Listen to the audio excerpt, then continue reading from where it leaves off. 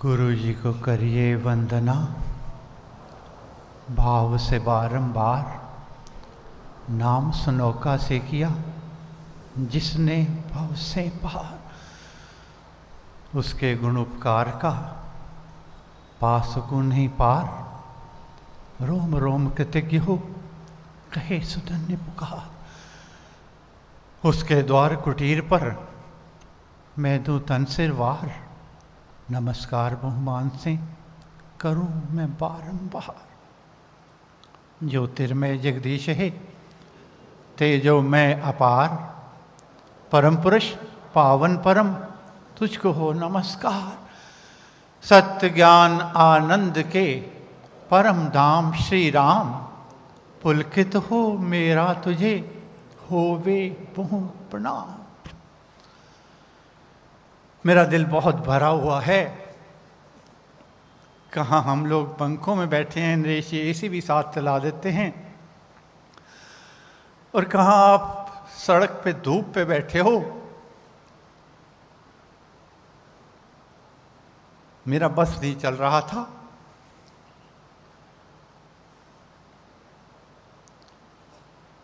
जी करता था कि अपनी लोही की चादर आपके ऊपर उड़ा दूं, आपको धूप ना लगे।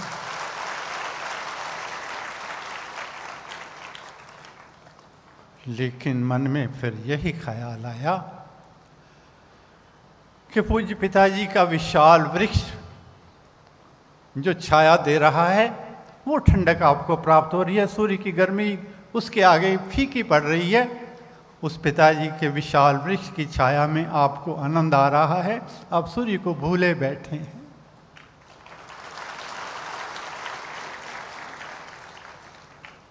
आज जो चालिया आपने किया उसकी पूर्ण होती है।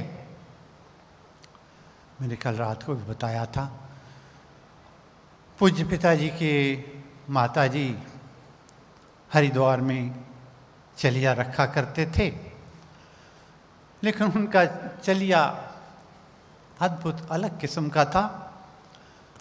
वो 40 दिन अपने को आपको कमरे में बंद करके चारों तरफ पर्दा लगाकर रहा करते थे, अपना भोजन भी स्वयं बनाते थे।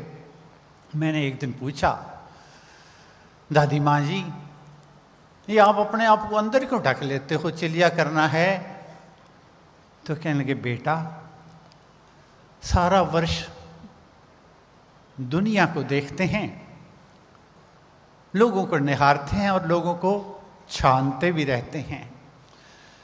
ये 40 दिन मैंने केवल आपसे और जो अपना है उससे बात करने के लिए रखे हुए हैं।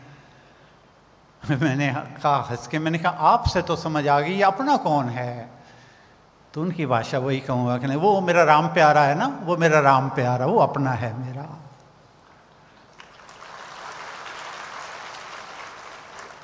तो मुझे ये कहना है, इस चलिया अद्भुत है, बहुत कुछ मिलता है। जो भी लोग अपने मन के संकल्प लाते हैं, वो संकल्प उनके पूरे होते हैं। मैंने कल भी कहा था, लेकिन परमेश्वर के आगे ये ज़रूर कह दिया करो कि मेरा संकल्प है, मैं अनजान हूँ, अज्ञानी हूँ, अबोध हूँ, मायावश, माया के पराधीन हूँ, लेकिन आप करना वही जिसमें मेरा हित हो। मेरा हित आप जानते हो, मैं नहीं जानता। करना वही जो आप जानते हो। तो दादी जी जो चलिया रखते थे, आपको सुनकर हैरानगी होगी कि उनका मन होता था कि 40 दिन जब पूरे हों तो मैं पहला दर्शन किसी संत का करूं। छठी मंजिल पर रहते थे महावीर दल में हरिद्वार, और महाराज स्वामी जी महाराज स्वयं जाकर उनका चलिया खुलवाते थे, उनको दर्शन देते थे।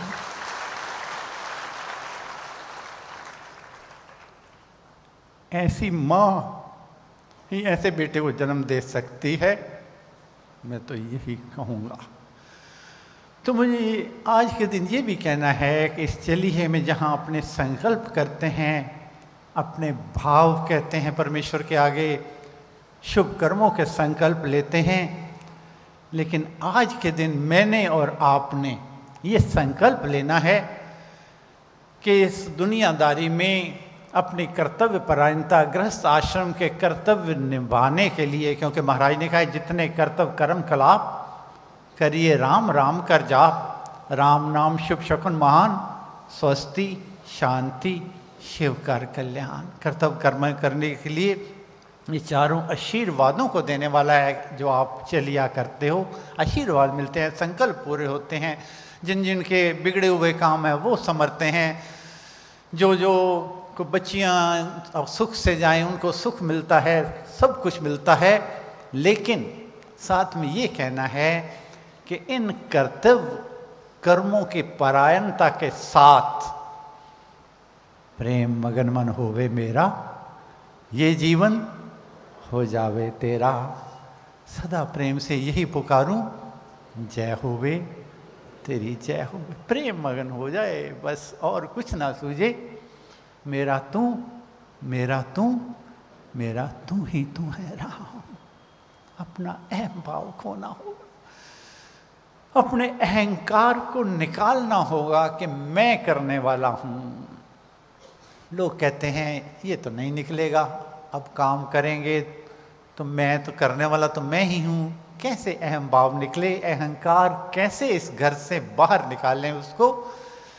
तो संत कहते हैं इस अहंकार को निकालने के लिए परमेश्वर से याचना करनी है कि मेरा मुझ में कछु नहीं, जो कुछ है सो तोर, और तेरा तुझको सौंपते क्या लागत है मोर। मेरा कुछ है ही नहीं। कहते हैं एक व्यक्ति दान कर रहा था, लोगों को सुख दे रहा था, आंखें उसकी झुकी हुई थी, आंखों में पानी बह रहा था। तो किसी ने कहा प्यारे तू इतने अच्छे काम कर रहा है, लोगों को सुख दे रहा है, और तेरी आंखों में पानी, नजरें झुकी हुई, ऐसा क्यों है? तो उसने कहा कि देने वाला और है, देवत है दिन रैन, लोग भरम मुझ पर करें तासो नीचो नैन। देने वाला और है, वो दे रहा है, लोग मेरा भरम कर रहे हैं, वहम कर रहे हैं, इस कारण मेरी आंखों में पानी है और मेरी नजरें झुकी हुई हैं।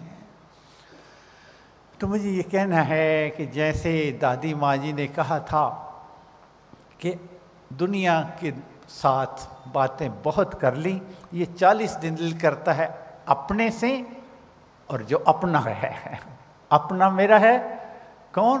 वो मेरा राम प्यारा। अपना और अपने से बातें करने के लिए मैं पर्दा करके रहती हूँ कि सिर्फ और कोई ना आए उसके और मेरे दरमियान में और कोई ना आए, इस कारण मैं 40 दिन पर्दे में रहती हूँ। तो जिंदगी में हमें भी सोचना है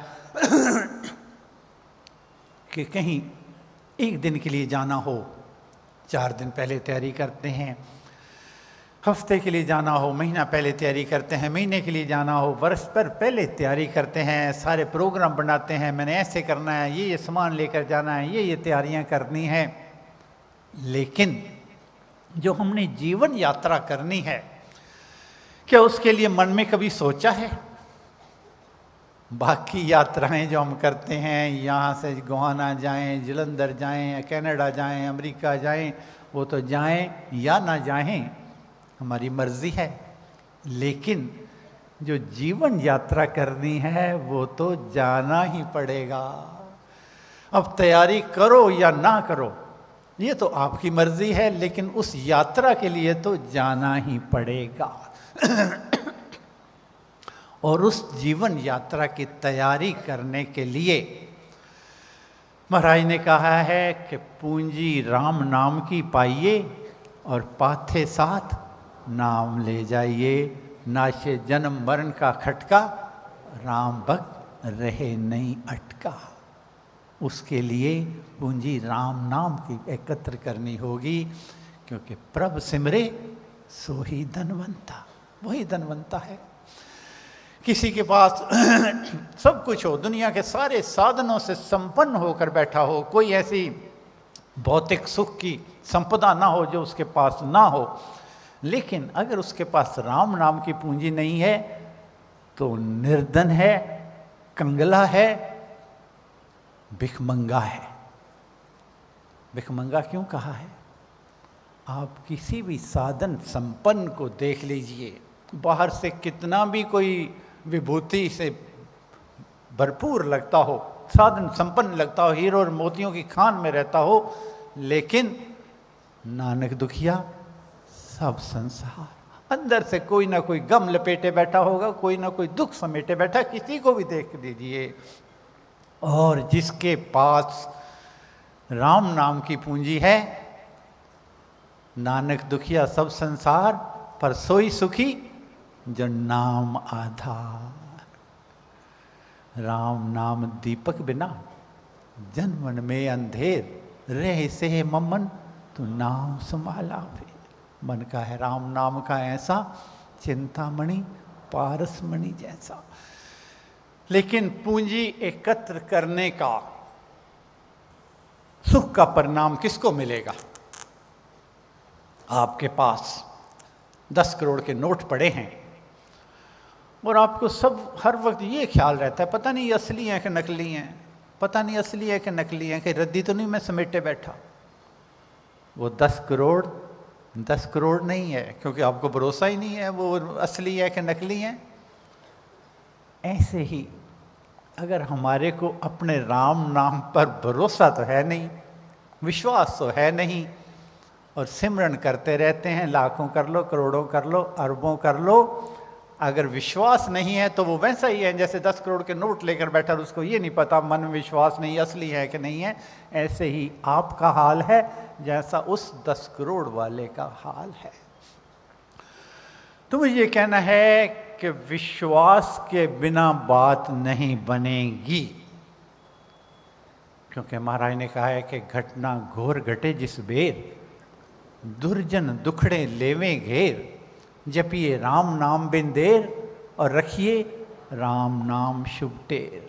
दुर्जन दुखड़े लेवे घेर, बुरे लोग चारों तरफ आपके फैले हुए हों, दुखड़ों का अथाह सागर उमड़ा हुआ आ रहा हो, और घटना घोर घटे, घटना नहीं घोर दुर्घटना हो, तो क्या करे इंसान? जपिए राम नाम बिन देर।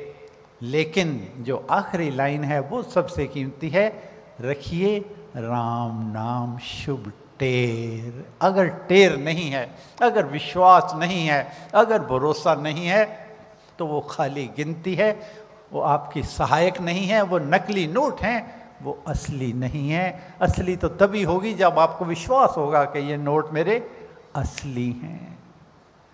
तो पहला तो मुझे कहना है कि विश्वास के बिना बात नहीं बनेगी। महाराज से तो यहाँ तक कहा गया था, महाराज आप कहते हैं नाम का सिमरन करो, अगर नाम का सिमरन ना करें और उसके बिना यज्ञ करें, तप करें, ये जो बातें महाराज ने की हैं, मुझे याद है हरिद्वार में महाराज ने पिताजी को एक दफ़ा कहा था कि मैंने जो कुछ भी लिखा है अमृतवाणी में, भक्ति प्रकाश में, मैंने सब कुछ देखकर संतों में, समाजों में, ऋषि मुनियों में जो कहते हैं, कथित ऋषि मुनि जो हैं, पहाड़ों पर रहते हैं, गुफाओं में रहते हैं, ऋषिकेश में जाके और कंदराओं में जाकर सब जगह देखा है। देखने के उपरांत मेरा ये निर्णय है, निश्चित निर्णय है, निश्चित मत है, और ये मत भी परमेश्वर की देन है, मेरा इसमें कुछ नहीं है। तो महाराज से पूछा क्या, महाराज अगर सिमरन ना करें, कोई बड़ा यज्ञ कर ले, कोई बड़ा तप कर ले, वनवासी बन जाए, वनों में चला जाए, वैरागी बन जाए, त्यागी बन जाए, घर बार छोड़ के चला जाए, दुनिया की तरफ पीठ करके भगवान की तरफ मुख मोड़ने का मन में विचार करे, तो क्या बात बनेगी? महाराज ने कहा कि यज्ञ तप ध्यान योग ही त्याग, वन कुटी वास अति वैराग, पर राम नाम बिन नीरस फोक, और राम राम जप तरिए लोग। सिमरन के बिना बात नहीं बनेगी। साधो सिमरो नाम को, यही पते की बात, सही सुगम है योग ये, रहत विघन उत्पात। परमेश्वर के सिमरन के बिना हरगिज बात नहीं बनेगी, लेकिन सिमरन के साथ नम्रता का आना भी आवश्यक है। लोग कहते हैं कि आना आवश्यक है, महाराज कहते हैं नहीं, सिमरन करोगे तो नम्रता तो स्वतः ही आपके पास आएगी ही आएगी। ये सिमरन की निशानी है। जो विश्वासी जन सिमरन करता है, नम्रता तो उसके पास आती ही आती है। जैसे कोई दीपक लाए और कहे साथ में मुझे रोशनी भी चाहिए, तो रोशनी कहनी नहीं पड़ती, नम्रता आती ही आती है। कहते हैं कबीरदास जी रहते थे, उनके बहुत चारों तरफ बड़ी कीर्ति थी, चारों तरफ उनका बहुत जय जयकार होती थी। एक दिन एक बुलख बुखारे का सुल्तान, उसको मन में बड़ी बेचैनी रहती थी, सब कुछ होते हुए भी उसके मन में उदासी निराशा के भाव रहते थे। किसी ने कहा कि इस युग में कहते हैं जो कबीरदास के पास चला जाए, कबीरदास जी महाराज के पास, तो वहाँ जाके सुख और मन की शांति मिलती है, आप भी वहाँ क्यों नहीं जाते। वो सुल्तान सच्चे सुख को प्राप्त करने के लिए चल पड़ा, कबीरदास जी के पास आया, वहाँ आकर विनती की। कहने लगा महाराज मैं वहाँ का सुल्तान हूँ बुलख बुखारे का, मेरे पास सब कुछ है, सब कुछ होते हुए भी मन का सुख नहीं, चैन नहीं, शांति नहीं, सुकून नहीं। लोग कहते हैं आपके पास मिलेगा, इसलिए आया हूँ, मेरे को नाम की दीक्षा देकर उस सुकून को दीजिए और मेरे चेतन भाव को जागृत कीजिए। कबीरदास जी ने कहा सुल्तान तू ठहरा राजा महाराजा, हम ठहरे यहाँ झोंपड़ी वाले, गोबर से अपने जो ज़मीन है वो भी खुद लीपते हैं, तू यहाँ कहाँ रहेगा, कैसे करेगा। कहने नहीं महाराज मैं तो मन बना के आया हूँ। कहने कोई बात नहीं, कुछ दिन रहो यहाँ पर, उसके उपरांत बात करेंगे। तो माई लोई ने कहा कबीरदास जी को, पतिदेव वो इतनी दूर से चल कर आया है, इतनी नम्रता से आया है, वो कहता है जहाँ आप रहोगे, जैसा रखो मैं रहूँगा, तो उसको नामदान क्यों नहीं दे देते, उसको मन को शांति क्यों नहीं दे देते। कहने लगे देवी ये कहता तो है, लेकिन इसके मन में के कोने में अहंकार घमंड छिपा हुआ है। कहने लगे नहीं महाराज। कहने लगे अच्छा ऐसे करना, कल जब यहाँ से हमारे घर के आगे से गुजरे तो उसके ऊपर पानी की बाल्टी उड़ेल देना। तर्क तो करती नहीं थी देवियाँ। कहने लगे ठीक है महाराज। जब वहाँ से वो सुल्तान गुजरने लगा तो माई लोई ने पानी की बाल्टी ऊपर से उसके ऊपर उड़ेल दी। जब पानी की बाल्टी उड़ेली तो उस सुल्तान ने आंखें लाल पीली करते हुए कहा कि यहाँ मेरे इतने हिम्मत, मेरे ऊपर पानी को उड़ेले। कहने लगे यहाँ मैं कबीरदास जी महाराज के पास आया हुआ हूँ, कुछ नहीं कहता, अगर वहाँ होता तो उसके टुकड़े करके रख देता। चला गया। कबीरदास जी ने पूछा माई लोई से देवी कुछ कहा। कहने लगे हाँ महाराज। उसने तो आंखें लाल करके कहा कि अगर बलख बुखारा होता तो मैं टुकड़े करके रख देता। कहने लगे ठीक है। कुछ दिनों के उपरांत वो पोछे भी लगाने लग गया, गोबर भी लिपने लग गया। तो माँ लोई ने कहा महाराज अब तो उसने सारा घमंड शराधाई कर दिया है, अब तो उसको नाम की दीक्षा दे दीजिए। कहने लगे अच्छा आज उसका इम्तिहान लेंगे। कहने का ठीक है। कहने जब वो गुजरने लगे तो पानी में थोड़ा सा रंग और थोड़ी सी मिट्टी घोलकर उसके ऊपर लाल रंग करके डाल देना। कहने का ठीक है। वो जब वहाँ से गुजरने लगा, माई लोई ने थोड़ी सी मिट्टी थोड़ा सा लाल रंग बाल्टी में डाला और उड़ेल दिया उसके ऊपर। उड़ेल दिया तो सुल्तान ने कुछ कहा तो नहीं, लेकिन ऊपर आंखें करके लाल पीली करके होठ बुड़बुड़ाता हुआ, फरकता हुआ होठ के साथ चला गया। कबीरदास जी ने पूछा देवी पानी फेंका। कहने लगे हाँ महाराज फेंका। कुछ कहा। कहने लगे जी कहा तो कुछ नहीं, सुनाई तो कुछ नहीं दिया, बस मेरी तरफ थोड़ा सा ऊपर देखा था और होठ फुरकराते हुए नजर आए, और तो कुछ नजर नहीं आया। कहने कोई बात नहीं। थोड़े दिनों के बाद फिर माई लोई ने कहा। तो कबीरदास जी ने कहा ठीक है आज उसकी आखिरी परीक्षा है। कहने लगे देवी ऐसे करना कि एक बाल्टी में जितना मल है, जितना कीचड़ है, जितना गोबर है, सारा इकट्ठा कर ले और बाल्टी भर के जब वो गुजरे सारा का सारा गिर के उसको लंबा वेश कर देना उस मल से, कीचड़ से, गोबर से। पहले तो डर गई, फिर कहा ठीक है। जब वो सुल्तान वहाँ से गुजर रहा था तो माई लोई ने निचली मंजिल से आकर, क्योंकि ऊपर से होता था पानी तो फेंका जाता था, उसके करीब से होकर उसके ऊपर कीचड़, मल, गोबर सब कुछ डाल दिया उसकी केवल आंखें बाहर दिख रही थी। कहते जैसे डाला, माई लोई के चरणों में गिर के कहने लगा, माँ मैं इसी काबिल था जो तूने किया, मैं इसी काबिल था। तो कहते हैं कबीरदास जी पीछे खड़े थे, उन्होंने उस मल से लिपटे हुए को गले से लगा लिया और कहने लगा, आज तुम निर्मल हो गया प्यारे, आज तुम निर्मल हो गया। तो मुझे ये कहना है कि भक्ति के मार्ग पर होर भी नीवा थी फकीरा, होर भी नीवा थी, जे तैनू कोई भला बुरा कहे सबनू आखी जी फकीरा, होर भी नीवा थी। फल नीविया रुखा नू लगदा तो उच्चिया नू वाह खा गई। तो अगर भक्ति के मार्ग पर हैं हम, वास्तविक रूप से हैं, तो हमें नम्रता बाहर से नहीं लानी पड़ेगी, विनीतता लानी नहीं पड़ेगी, हमारा स्वभाव भी बन जाएगा। स्वाभाविक ही हमको प्राप्ति होगी नम्रता की, विनीतता की, अगर हमारा वास्तविक भक्ति का मार्ग है। तो उसके लिए आज के दिन यही प्रार्थना करनी है। चलिए कि पूर्णोति पर कि मुझे भरोसा राम तू दे अपना अनमोल, रहूं मस्त निश्चिंत में कभी न जाऊं डोल। हाथ जोड़ मांगू हरे सेवा कृपा प्यार, विनय नम्रता दान दे, देना सब कुछ।